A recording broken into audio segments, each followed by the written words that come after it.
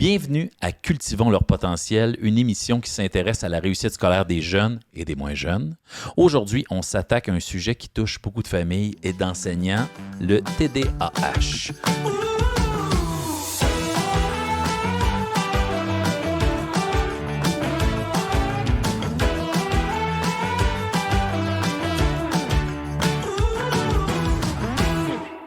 Je suis Pascal Binette et c'est avec beaucoup de plaisir ou un plaisir immense que j'ai écrit sur ma feuille que j'anime cette émission. Également avec moi, Andrea Godette de Montigny, agente régionale de développement chez Action Réussite Abitibi-Témiscamingue. Bonsoir. Allô, merci d'être là. Ça fait plaisir. T'es fine.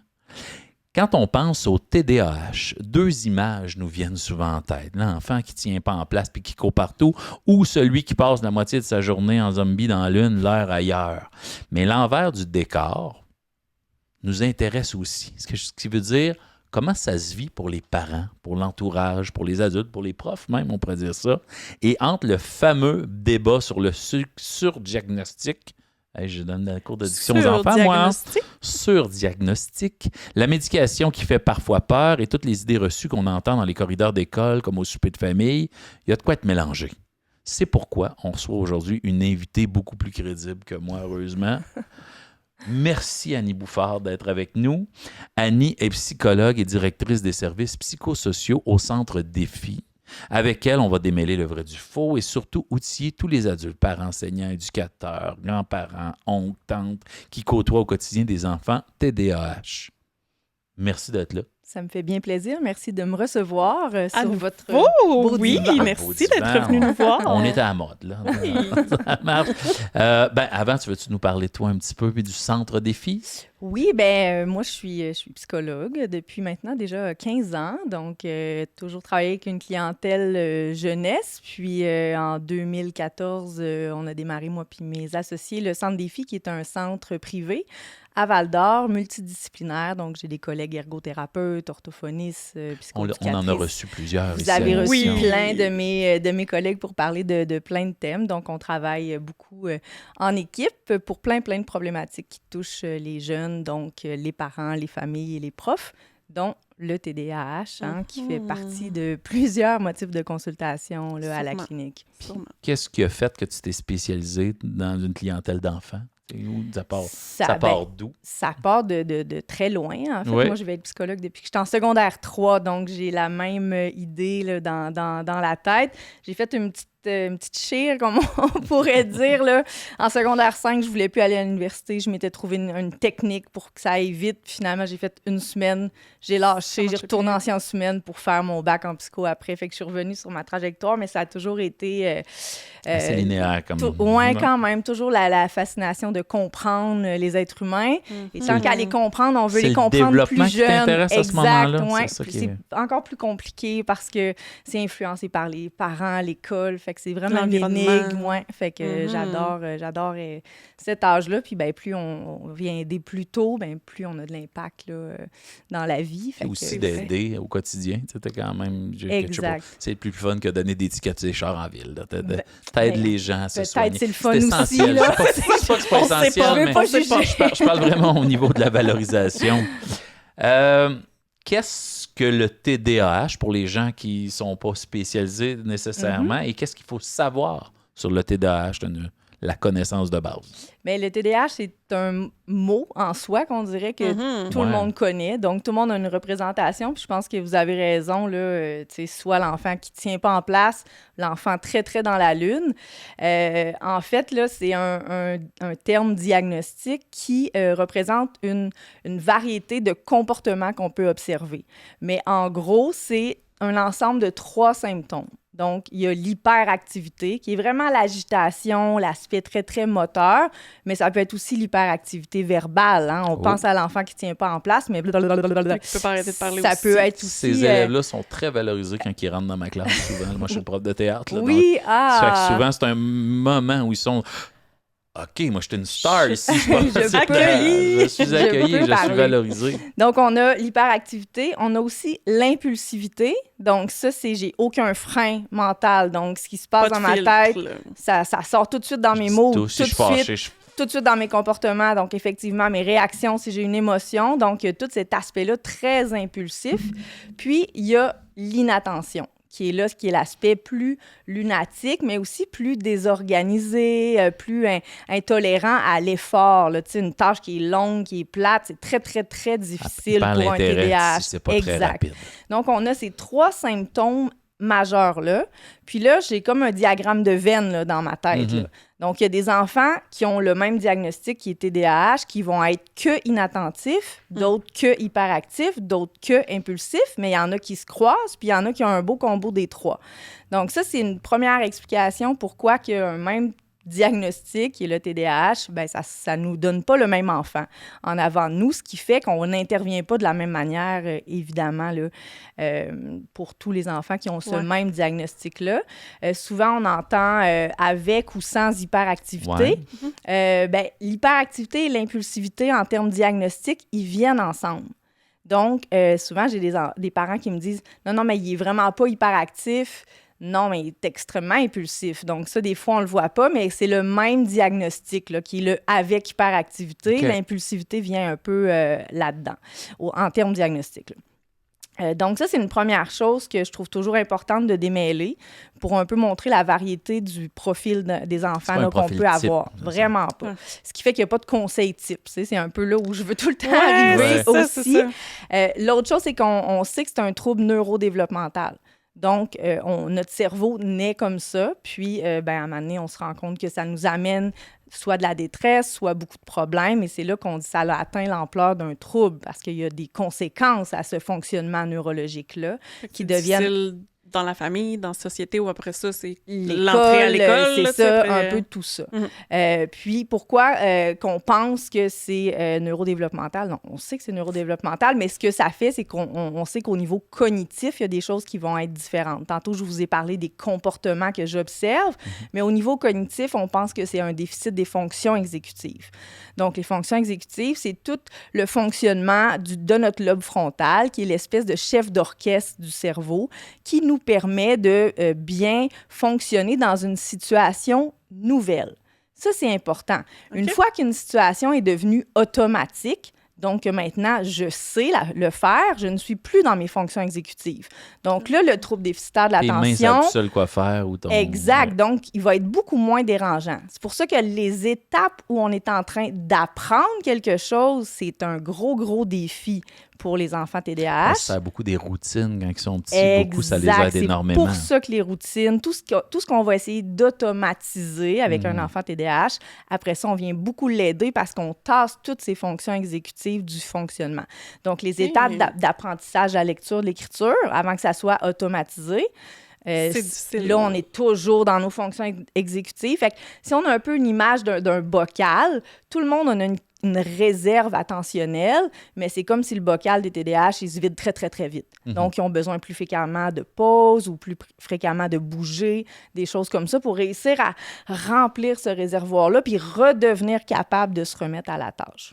OK. Des fois, ils vont avoir les petits élastiques en bas, le ballon, là, un cossin c'est un réel besoin de bouger. Donc, si je lui dis « bouge pas pour te concentrer », je suis en train de faire totalement l'inverse parce que toutes ses capacités attentionnelles vont être dirigées vers « faut pas que je bouge, faut pas que je bouge, faut pas que je bouge ». J'ai de l'attention sur rien d'autre que ça. Donc, ça, c'est une erreur qu'on fait des fois. Tu sais, je pense aux parents qui, pendant la période de devoir, vont vraiment insister pour qu'ils restent assis, tranquilles. Mais là, l'enfant n'est juste pas disponible aux apprentissages. Donc, des fois, on est mieux de permettre de bouger, travailler debout, varier les positions pour pouvoir... Trouver une autre façon de Exact. Donc, ça demande quand même beaucoup de créativité. Oui. Ça, c'est clair. Bravo, parents. Exact. Oui, bravo, parents. Plusieurs enseignantes aussi. Là, oui, c'est ça, de voir de trouver la bonne solution. Puis, tu sais, fait que ça me fait penser, en fait, que toute cette nouveauté-là, où, tu sais, j'imagine que, tu sais, tout ce qui est transition, tu sais, autant que pour, on va pas dire normal, là, mais, tu sais, pour ceux qui ont passer au secondaire, un déménagement, tu sais, juste les changer peut-être des fois d'école, là, tu sais, il y en a que le primaire, bon, ben, t'es à 1-2 à telle école ou à l'autre, fait que c'est encore une espèce de couche de plus sur ça va être où que je vais dîner, ça va être où mon crochet pour mes affaires. Les repères pour s'organiser, c'est tout plus difficile. Okay. Donc, il faut comme faire l'enseignement explicite de choses qu'on penserait peut-être qu'il se passerait tout seul, finalement. C'est un donc, peu pour acquis, ou c'est comme, ben là, c'était là, je te l'ai montré une fois, mais c'est comme, non, là, pour moi, c'est beaucoup, là. Exactement. OK. Y a-t-il une différence entre les garçons et les filles? Oui. Oui. Oui, et pourquoi? Pourquoi? Pourquoi, je ne sais pas si j'ai vraiment la réponse, mais tu sais, c'est sûr que... Vous avez des meilleurs cerveaux, là, si on se fie à beaucoup de... Tu sais, moi, j'ai enseigné dans une école en adaptation scolaire, puis beaucoup de... pas de maladies, mais de syndromes de... Souvent, c'est beaucoup plus de garçons. Sauf ce qui est intériorisé. Tous les troubles intériorisés, c'est plus les filles. Fait que c'est sûr qu'il y a sûrement quelque chose de biologique, mais il y a quelque chose aussi d'appris dans notre société où les filles, c'est beaucoup plus... faut rester à l'intérieur, puis les gars, ça a un peu plus le droit d'exploser. Donc, on dirait que ça, c'est sûr qu'à un moment donné, ça apparaît dans les manifestations des troubles. Mais c'est sûr qu'on sait qu'il y a encore une surreprésentation des garçons dans le diagnostic de TDAH.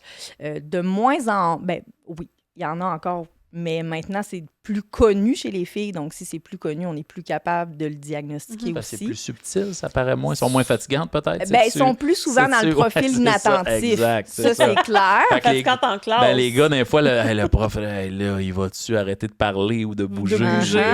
Mais aussi, je pense que ce qu'on commence à comprendre aussi du TDAH chez les filles, c'est que ça va beaucoup être une composante très émotionnelle. Donc, une difficulté à autoréguler ses émotions, ce qu'avant, on n'associait pas du tout peut-être au TDAH. Là, maintenant, on commence à voir, c'est peut-être une forme de l'impulsivité très, très forte liée à un TDAH, mais qui s'exprime un peu plus avec une couleur féminine, si on veut, dans ce sens-là. Donc, c'est ça. Ça commence à être plus connu, plus diagnostiqué, plus étudié, mais il y a encore une surreprésentation là, chez les garçons de ce diagnostic-là. OK. C'est quoi la... Ben là, tu le disais tout à l'heure, il n'y a pas de recette magique parce que chaque jeune, garçon, fille, ou selon c'est quoi les syndromes, c'est quoi les meilleures approches parentales pour soutenir un enfant TDAH? Tu l'as dit tout à l'heure, pas faire « arrête de bouger, toi! » Ça, c'est sûr que non. Là, mais... Vraiment se mettre dans une lunette de besoin. Ça, je suis venue vous parler d'attachement la dernière fois, mais c'est un peu la même chose, dans le sens que je veux vraiment essayer de comprendre pourquoi mon enfant fait ce comportement-là, puis pour essayer de répondre à son besoin.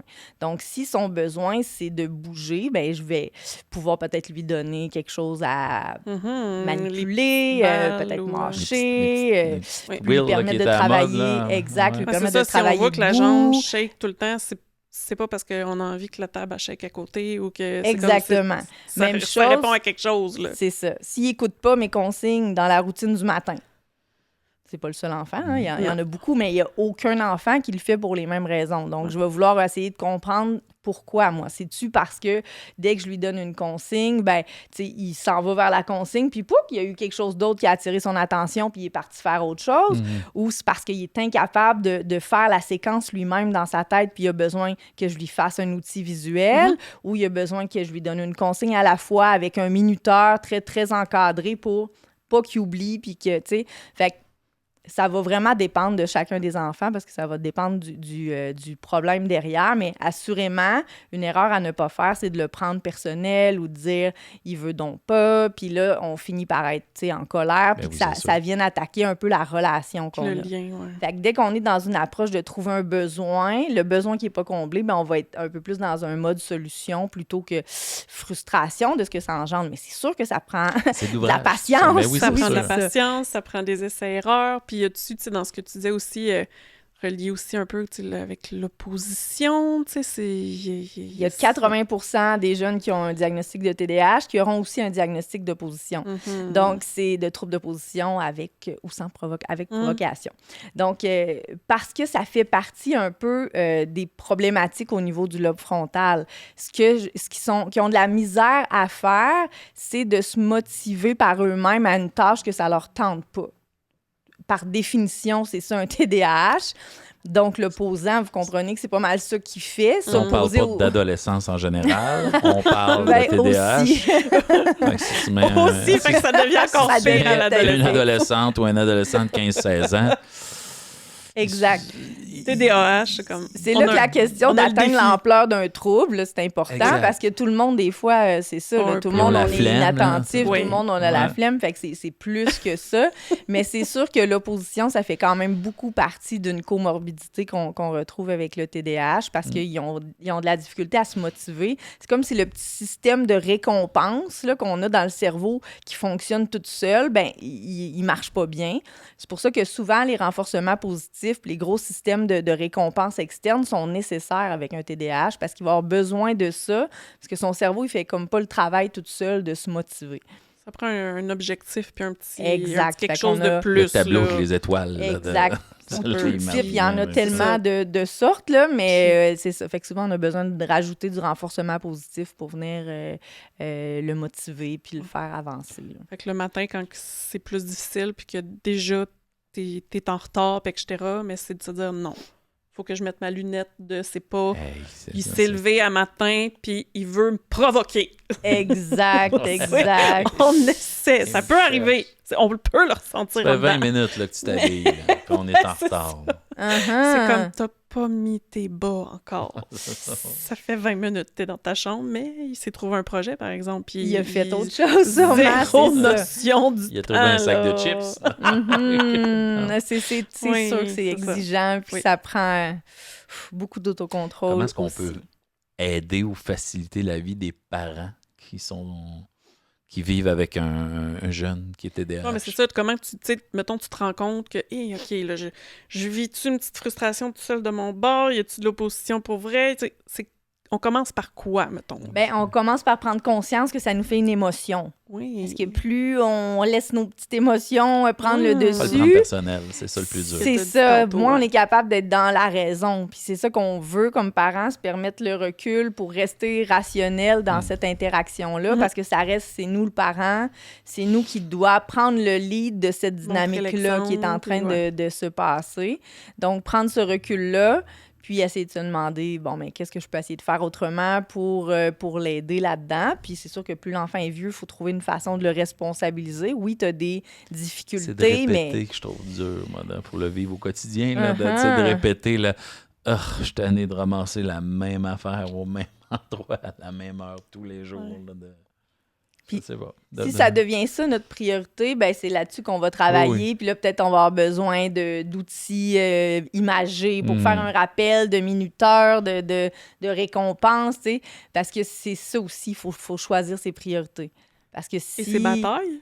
Ces batailles. Il y a des batailles qu'on va laisser aller tout court, mais s'il y a 18 batailles qu'on ne veut pas laisser aller... C'est une série de microagressions. En même temps, c'est peut-être trop 18. On ne pourra pas les mener ni pour nous, pour être constant. Ni pour l'enfant ou l'adolescent. Ni pour l'enfant et l'adolescent, parce que ce qu'on sait, c'est que les enfants TDAH finissent par avoir souvent des impacts au niveau de l'estime, parce qu'ils se font réprimander 114 fois par jour à l'école, aux parents. Oubliez ça, t'as pas ton devoir. Exact, t'as encore fait ça, t'as pas fait ça, donc ça fait des interactions très négatives pour eux.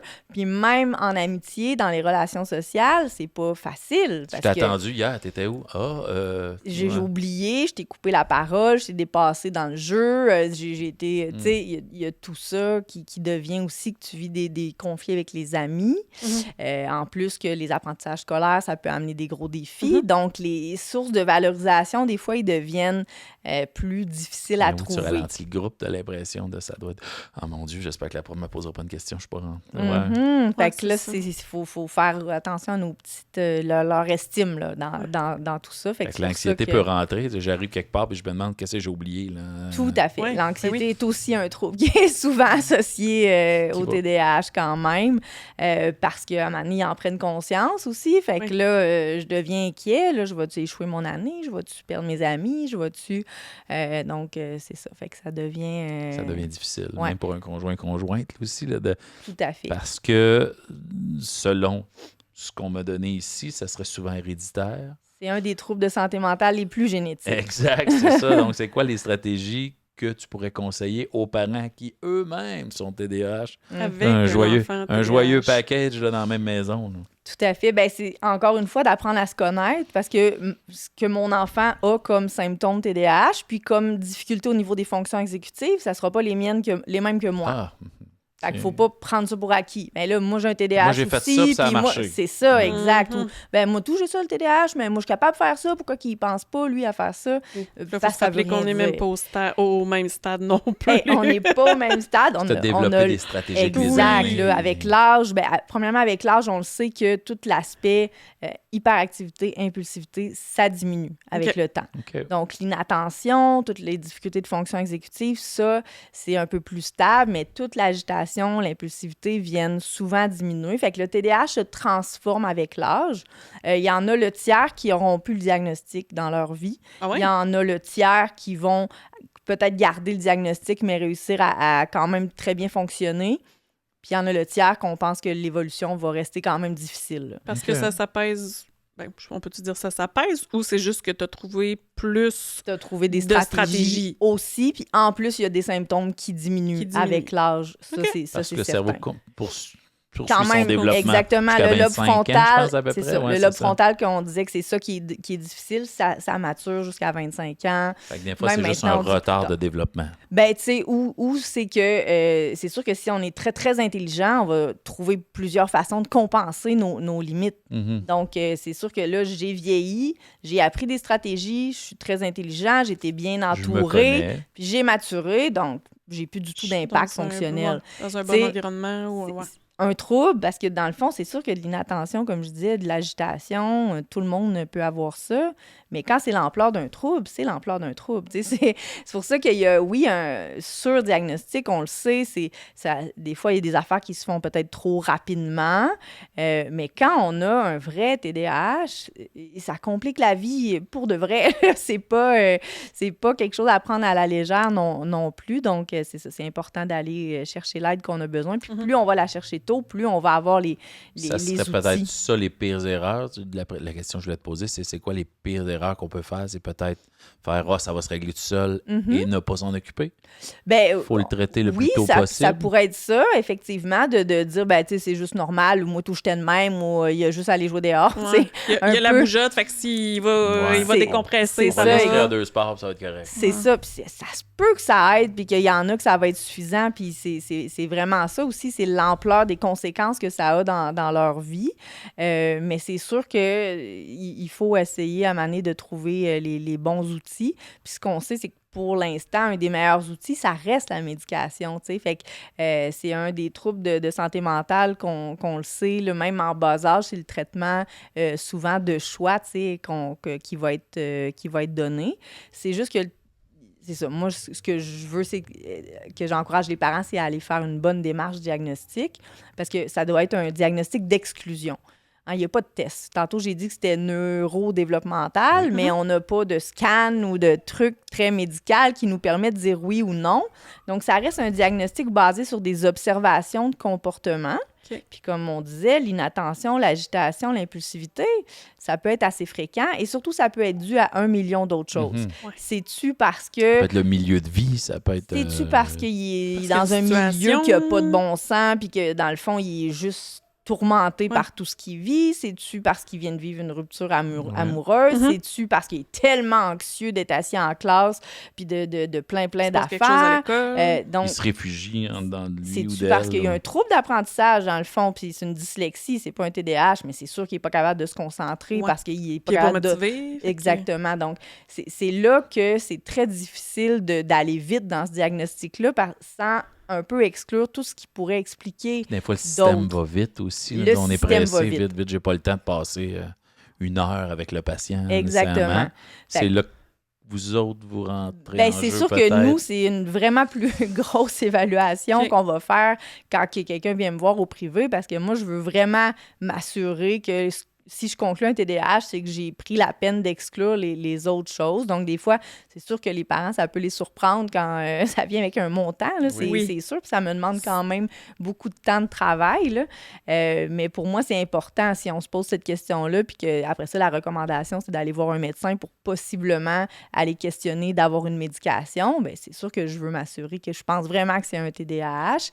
Puis, tu sais, on sait aussi que, c'est ça, s'il y a une surreprésentation hyperactivité peut-être chez les garçons. Donc, quand c'est un garçon, on veut se poser la question, c'est-tu vraiment ça ou c'est juste un gars qui bouge ou il s'ennuie, tu sais? Fait qu'il faut se poser ces bonnes questions-là pour être sûr que si je conclus à ce diagnostic-là, ben c'est que je pense que c'est ça qui explique le mieux les comportements que j'observe. Là. Puis pour revenir à ce que tu disais au départ, pour vraiment aider, parce qu'il y a le souci... Tu sais, on comprend, là, comme tu disais, ben il y a quelque chose qu'on va aller vite, on veut qu'il soit fonctionnel pour tant... même rentrer à l'école, je sais pas c'est quoi le plus jeune âge qui peut avoir déjà de la médication, mais tu sais, bon, ben pour qu'il soit fonctionnel dans les routines, qu'il soit fonctionnel à l'école, tu sais, qu'il n'y ait pas de retard, parce que je me souviens quand ça a apparu, c'était beaucoup l'enseignante qui demandait ça. Là. Bon, lui, il faut qu'il soit médiqué, sinon ça ne fonctionne pas en classe. Il y avait une pression venant de l'école. De l'école. Ben, c'est sûr que l'école, c'est les meilleurs observateurs parce qu'ils ont un groupe. Tous les jours. Les parents à la maison, ils n'ont pas un échantillon pour comparer leur enfant. Donc, c'est pour ça que les profs, ils ont un regard qui est très, 32, très... Là, exactement. Sauf que 32, puis plus ils sont jeunes, là, en maternelle, par exemple, 32 enfants qui sont nés entre octobre puis septembre, c'est sûr qu'à 5 ans, 12 mois de différence d'âge, ça te fait quand même un échantillon assez varié. Fait que c'est sûr que plus ils sont jeunes, il faut faire attention aussi dans la comparaison de l'enseignante, finalement. Là. S'il dit c'est le plus talent de la classe, oui, mais c'est le plus jeune, ben c'est sûr un garçon aussi. C'est un garçon. En maternelle, ça, c'est une information très importante à garder en tête. C'est sûr, rendu en secondaire 3, ça paraît moins le 12 mois de différence. Là. Donc, c'est sûr que ça fait partie aussi des questions à avoir. Mais oui, les profs, ils ont vraiment ces yeux-là. Fait que des fois, c'est souvent eux qui en parlent aux parents. Puis c'est correct, c'est leur rôle. C'est juste dans la façon, des fois, de le faire puis de dire, c'est ça, c'est un TDAH ou il y a besoin d'une médication. Les parents, j'en ai entendu aussi de toutes les couleurs. C'est pas nécessairement quelque chose qui est facile à entendre. Là, non, c'est ça. Il faut quand même prendre conscience que une médication, c'est pas un... sans banaliser, mais c'est pas une petite Tylenol parce que t'as mal à la tête, là, il y a de l'ajustement à faire tant pour l'enfant, il y a quelque chose, bon, ben ça va changer quoi dans son comportement, il y en a, toutes les pertes d'appétit, puis bon, tout à fait, il y a des effets secondaires, mais c'est les effets de, c'est pas à prendre à la légère, fait que, je comprends l'importance de faire, on veut bien aider, être certain que, mais, des fois, c'est ça, c'est plus juste de faire comme c'est vrai qu'il bouge beaucoup ou il parle beaucoup là, tu sais, fait que tu fais comme il faudrait peut-être doser ça, tu sais, fait que c'est ça. Puis est-ce que ça a un impact négatif dans sa vie suffisant pour se rendre à ça, tu sais, ça c'est l'autre question importante. Est-ce qu'on peut utiliser des stratégies d'abord et par la suite la médication ou les deux en même temps, puis c'est pas juste dire tiens, voilà des pilules là, plus ils sont jeunes, en fait avant 7 ans, c'est sûr qu'on va surtout essayer des stratégies là, ça c'est sûr. Donc, aider les parents à justement bâtir des bonnes routines à la maison, avoir des outils visuels, voir si on amène une aide externe, est-ce que c'est suffisant pour que, après ça, le cerveau, si on veut, fasse sa job là, de s'organiser dans tout ça.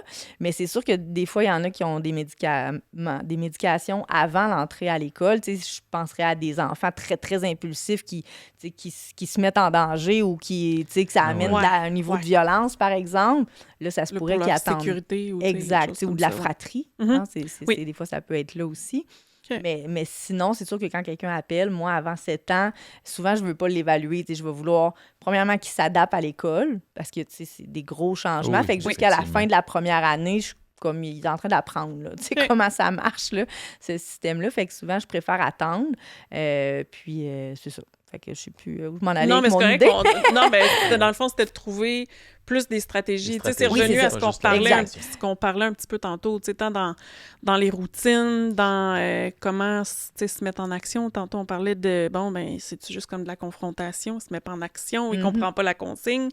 Mais c'est ça, c'est de trouver où est-ce qu'on peut consulter pour trouver, OK, je regarde ça avec une autre lunette, avec un autre regard pour, on trouve comment t'aider, puis tout à fait. La solution 1 sera peut-être pas on va la vouloir aider l'enfant lui-même à avoir des meilleures stratégies d'autorégulation, parce que c'est ça, j'autorégule mal mon attention, mon impulsivité, mes émotions, donc c'est vraiment ça, le TDAH, c'est un problème d'autorégulation, finalement, sensoriel aussi, hein, parce que souvent, il y a un aspect où des fois, ils peuvent être très hypersensibles, ou fait que c'est comme si le cerveau, il n'est pas capable de réguler. Donc, oui, il y a un aspect qu'on peut leur enseigner des stratégies. Il y a un aspect aussi qu'on peut travailler en coaching parental pour aider les parents à mettre en place, comme je disais, des routines, par exemple. Mais si on a essayé tout ça, ou si, malgré tout, les impacts sont très, très grands, c'est sûr que ça va être vers le médecin. Comment est-ce qu'on peut rassurer les parents? Tu dis, mon Dieu, j'ai un enfant, je sais pas, 9 ans, 10 ans, 11 ans, y donner quotidiennement presque des médicaments. Comment est-ce qu'on peut y rassurer? C'est sûr que là, ça, c'est moins mon domaine, la médication. Mais tu sais, c'est sûr que c'est quelque chose qui est étudié. Qui est prouvé, tu disais c'est ça, exact. Des stratégies efficaces. C'est encore dans les recommandations des médecins, là, tu sais, c'est le traitement de choix, encore cette molécule, ces molécules-là, parce que aussi, c'est que ça a évolué vraiment beaucoup. Là, on a vraiment beaucoup de choix maintenant. Les enfants vont en tester, ça fonctionne pas. On a essayé il faut faire ça, tu sais, parce que c'est une balance entre l'effet qu'on veut puis les effets secondaires qu'on veut pas. Fait que là, c'est ça qu'on va vouloir. Puis l'âge puis l'évolution de l'enfant, là, on s'entend. Exact. Ça prend un suivi avec un médecin là, qui est assez rapproché. L'enfant prend du poids rapidement aussi, fait que ça doit constamment être réévalué. Tout ça. Moi qui m'écris, soit les parents, soit le jeune, disent bon, ben là, je teste une médication. L'autre, elle faisait ça. Puis là, fait que ça se peut que je sois bizarre aujourd'hui. C'est ça, tu sais. Puis plus ils vieillissent, plus ils deviennent aussi conscients de l'effet que ça a sur eux. Moi, les adolescents, des fois, il y en a qui font comme là, j'ai le goût d'essayer, voir si je suis capable sans. Puis là,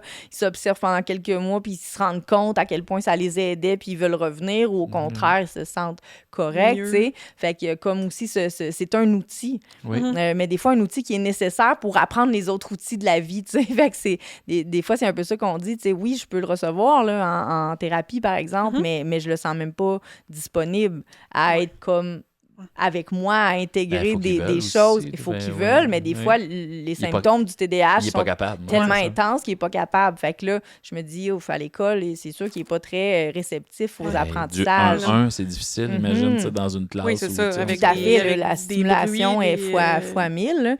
Donc, tu sais, c'est là aussi que c'est un outil parmi tant d'autres, mais on sait que c'est un outil qui a fait ses preuves, puis qui est bien connu. On en a. Il y a des profs qui s'ajustent. Des fois, c'est une petite zone entre des panneaux gris, juste le jeune dit exact. Bon, moi, quand je lis, il faut que j'aille, ou des mêmes j'en ai. Les isoloirs, les coquilles, c'est de plus en plus vu et correct et accepté pour les enfants eux-mêmes. Plus que ces moyens-là, moins c'est gênant, puis moins on se sent c'est ça, c'est rendu différent. Normal. C'est pas quelque chose, il y en a un ou deux tout à fait. Ça fait dans chaque classe. Ça fait vraiment partie de tous les outils qu'on peut avoir là, pour les aider.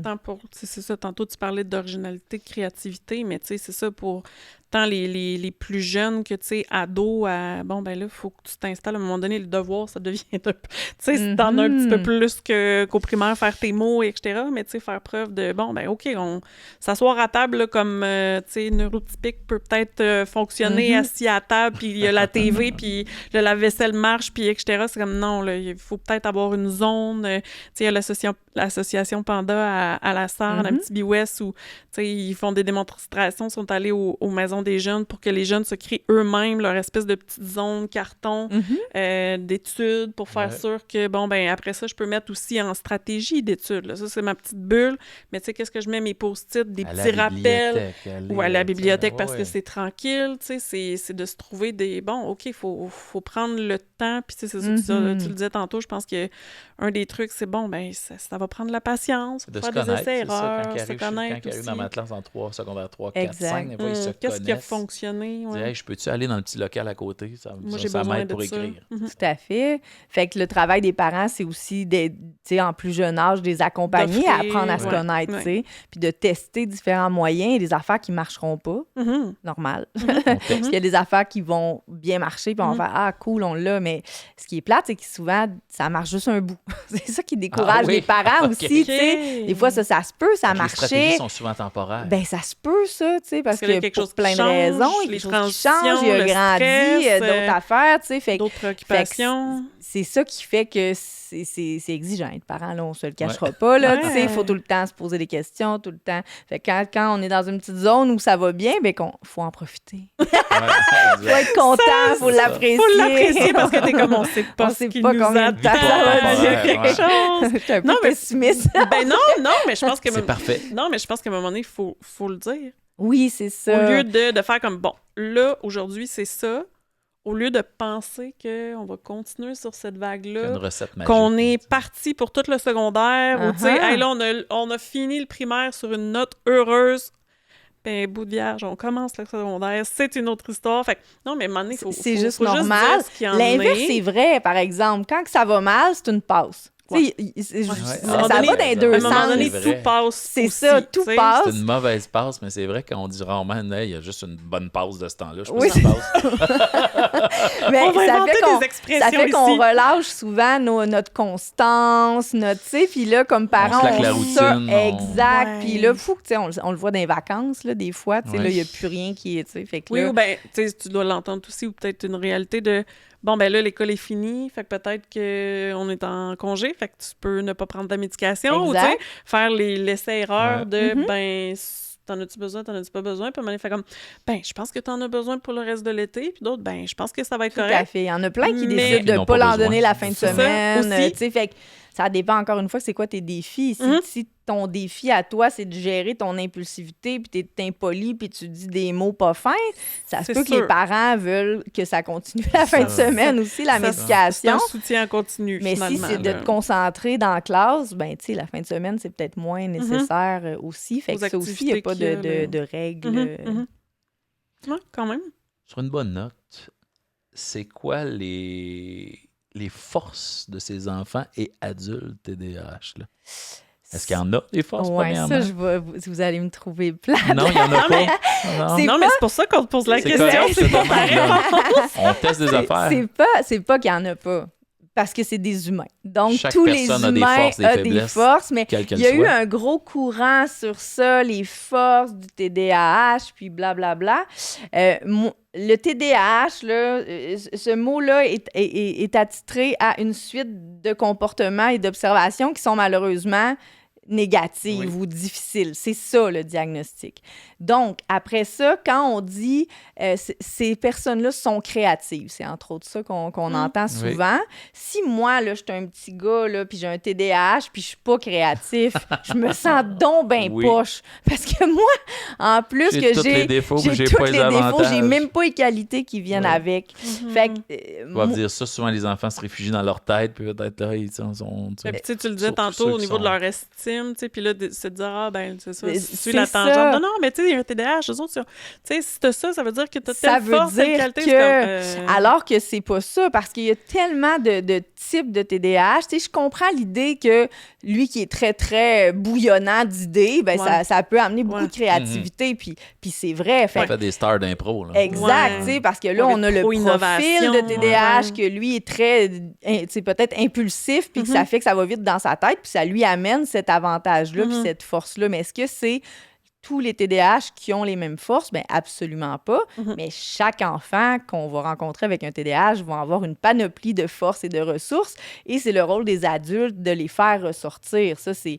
puis de tabler là-dessus Tester toutes pour sortes le de reste. choses de bon. Exactement. Trouver. Tu sais, toi, ta force, c'est ça. On va l'utiliser pour... C'est ta personnalité, c'est pas ton TDAH qui C'est fait pas ton TDAH, ouais. c'est ça. Fait qu'on veut, d'un côté, dire, tu sais, c'est pas ton trouble, c'est pas toi, mais après ça, on essaie d'y accoler des ça. étiquettes Ouais. positives. là. Que- Fait que, tu sais, je comprends l'idée où faut pas voir ça comme juste du négatif, puis... mais c'est ça. Moi, j'aime mieux dire que c'est l'enfant que lui a plein de force puis de ressources, Malgré et non... le TDAH, malgré il y a le des TDAH, talents. Puis Et comme des- n'importe quoi dans la vie, il y a, il y a forces, des deux faiblesses. côtés à Ouais. une médaille. Donc, mon impulsivité qui m'amène peut-être à dire plein d'affaires que j'aime pas puis que je pense pas, ben quand je le tourne de bord, ben il m'amène aussi plein d'idées dans ma tête qui m'amènent de la créativité. Ouais. Fait que ça, c'est intéressant de le voir comme ça. C'est comme l'envers d'un symptôme.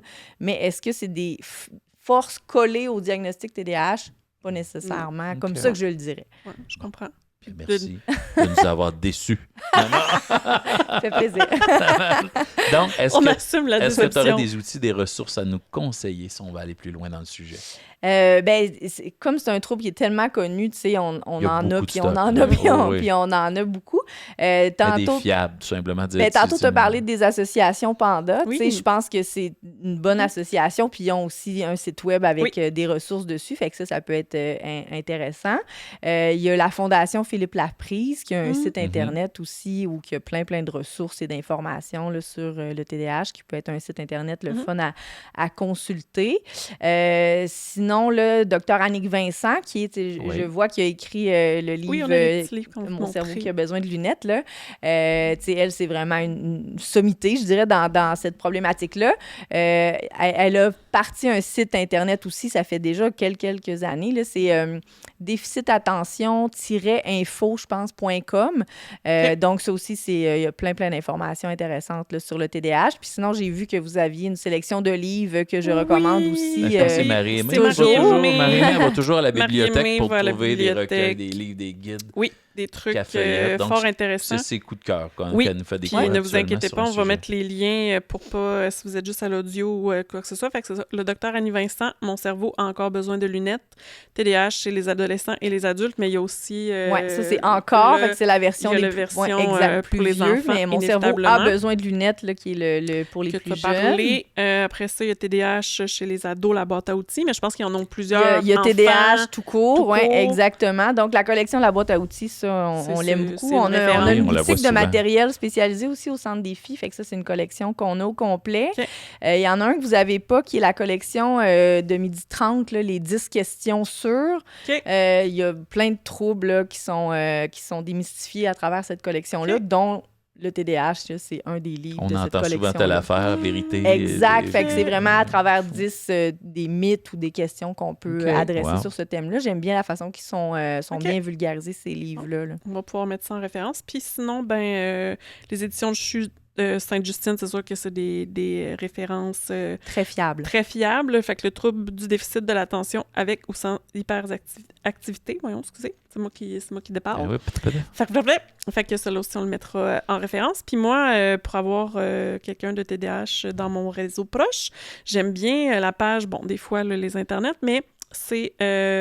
attendez que je vous dise, sur les Instagram, on l'a mis ici, Mon aventure TDAH. OK. Je connais pas. C'est vraiment... Je sais pas si c'est français ou quoi que ce soit, mais c'est super... c'est parce qu'en fait, pour les personnes qui ne le sont pas, des fois, c'est le fun aussi de revoir que c'est pas...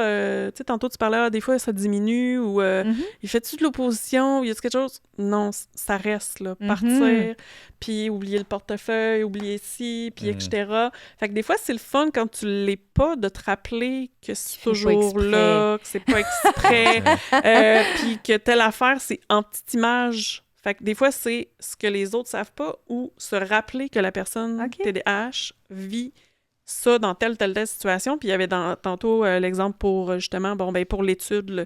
Fait qu'ils ont tendance à... moi, j'aime beaucoup ça surligner. Là. C'est le fun surligner pour lire, mais t'as aucun souvenir de ce que t'as lu après. Mais t'as stratégie associée à ça. Fait que finalement, la stratégie, c'est écrire un résumé et relis ce résumé, parce que c'est sûr que ça le fera pas, et trouver ton lieu d'apprentissage, ton lieu d'études, et etc. Là. Fait que des petits trucs comme ça sur Instagram, on va pouvoir mettre ça en lien. Tout en lien. Mais merci beaucoup. En lien. On avait un petit saviez-vous. J'avais un petit saviez-vous et Annie, n'hésite pas à... On parlait tout à l'heure des mois de naissance. Oui. Donc, tu nous viens avec une stratégie. Une statistique, dis-je. Oui. Né en août. Ben oui, 35% des enfants sont plus susceptibles d'être diagnostiqués TDAH que s'ils sont nés en septembre. Fait que l'avis aux parents, mais surtout, tu sais, même enseignants aussi, on en a parlé un petit peu tantôt, là, de ne pas confondre tout ce qui est trouble ou, tu sais, avec maturation et immaturité, là, parce qu'à un moment donné, ça paraît chez les garçons, puis tout ça, on le sait. Tu sais, c'est la source des... Un enfant, c'est tannant. Ben, un enfant, c'est tannant. C'est ça, ça bouge. Si c'est pas tannant, il faut s'inquiéter. Exact. Puis c'est quand même Égide Royer, qui est psychologue et spécialiste de la réussite et de l'adaptation scolaire. Ça fait longtemps qu'il y a ce discours-là, puis il y a des trucs qu'on pourra vous mettre aussi en lien. Puis on l'avait reçu pour un webinaire, puis il nous avait parlé de ça, que développement du cerveau et etc. C'est pas toujours... Ben, exact. Ça veut pas dire que l'enfant né en août sera pas pour vrai TDAH, par exemple. Non, ça, clairement. Mais c'est juste qu'il va falloir qu'on soit capable de démontrer que l'ampleur des conséquences de ces comportements dépasse juste qu'on s'attend juste pas le faire d'un trop enfant vite, de son puis âge. conclure que... Exact. Tu disais tout à l'heure, pas faire... Ah, ben là, il y a de même, fait que ça doit. Exact. Puis un peu généralisé, en fait. Oui, c'est surtout ça. Qu'est-ce qu'on retient de l'épisode d'aujourd'hui? De la patience pour les parents, pour l'entourage, pour les personnes qui gravitent autour des petits et plus petits, et même des adultes. Et même des adultes. TDAH. Oui, tout à fait. Patience. Puis faire des essais-erreurs. Je pense que c'est ce que je retiens. Exact. Il n'y a pas de recette magique parce que ce même trouble-là est tellement différent d'une personne à l'autre qui aura cette étiquette-là, d'accoler. Donc, ça n'a pas le choix d'être par essai-erreur, puis lecture de mon enfant, comprendre cet enfant-là. Je pense que c'est ça la meilleure solution, finalement. Puis on le disait tout à l'heure en début d'émission, ne pas le prendre personnel. Ne pas autant quand l'enfant confronte ou oublie. Tu disais tout à l'heure, ça se peut pas que tu aies encore oublié le portefeuille. C'est parce que tu veux pas le payer, le resto. Ça se peut. C'est possible aussi. Tu peux être TDAH et gratteux. C'est quelque chose de possible. Mais ne pas le prendre personnel, essayer, comme tu disais, de peut-être essayer de comprendre, trouver des stratégies autres que la claque dans le derrière de la tête. Oui, c'est pas mal tout est mieux qu'une plaque dans le derrière de la tête comme stratégie. Ce n'est plus une stratégie de nos jours. Fait que, oui, changer de lunettes, puis prendre une petite respiration. Puis je pense que ce que tu tenais dans ton message aussi, c'est de pas généraliser, tu sais. Moi, ça m'a touché tantôt quand tu parlais aussi, tu sais, toute l'estime de, tu sais, je fais pas exprès d'oublier, je fais pas exprès de telle affaire, puis je réussis pas, c'est dur de... Fait que c'est comme, OK, on va se rappeler... je pense que tu avais donné un exemple à Marie-Aimée du... C'était-tu le 3 scènes, ou tu sais, le... Ah oui! Ben oui, on va, tu sais, de faire un effort peut-être supplémentaire pour regarder le positif, tu sais, parce que des fois, ben notre cerveau est fait comme ça, comme humain, là, on voit le négatif beaucoup plus facilement, puis on veut que l'enfant veut s'améliorer, tu sais, on veut qu'il s'améliore, fait qu'on va toujours parler du négatif, mais puis là, tu sais, un petit truc concret, c'est qu'on met 3 ou 5 scènes dans notre poche droite, là, puis à la fin de la journée, il faut avoir dit au moins 5 compliments, puis quand on le fait, on le transfère dans l'autre poche, tu sais, juste pour se dire, OK, il faut que je fasse un effort pour le nommer. Pas juste c'est pas qu'on le voit pas, mais faire exprès de le nommer parce qu'effectivement... Ouais, pour équilibrer de, bon, ben ça, aujourd'hui, ça a été difficile, mais ça l'a bien été. Puis exact. Effectivement. Oui, parce qu'effectivement, ça doit être picossant toujours faire tu sais, autant en classe qu'à la maison, que de une fatigue. Essayer de se mettre à avoir de l'empathie pour ces gens-là. Ben parfait. C'est ce que je retiens moi aussi. C'est merveilleux. Merci à notre invitée, Annie Bouffard, psychologue et directrice des services psychosociaux au Centre Défi de Val-d'Or. Merci beaucoup d'être là. Ça me fait plaisir. Merci également à Andrea Godette de Montigny, agente régionale de développement chez Action Réussite Abitibi-Témiscamingue. Ben, merci à toi, Pascal. Ben, merci pour cette belle jasette. Et finalement, merci à vous, chers alliés de la réussite éducative, de nous avoir écoutés. N'oubliez surtout pas de vous abonner au balado sur YouTube, Apple Balado, Balado Québec ou encore sur Spotify. J'espère qu'on a été pertinent. Et si vous désirez fouiller davantage sur ce sujet, je vous invite à vous rendre sur le site d'Action Réussite ou sur la page Facebook où Marie-Aimée va nous avoir mis plein de liens et d'informations, dont les livres, les sites que Annie nous a parlé ou qu'Andrea nous a parlé. Merci beaucoup. On se voit pour un prochain épisode.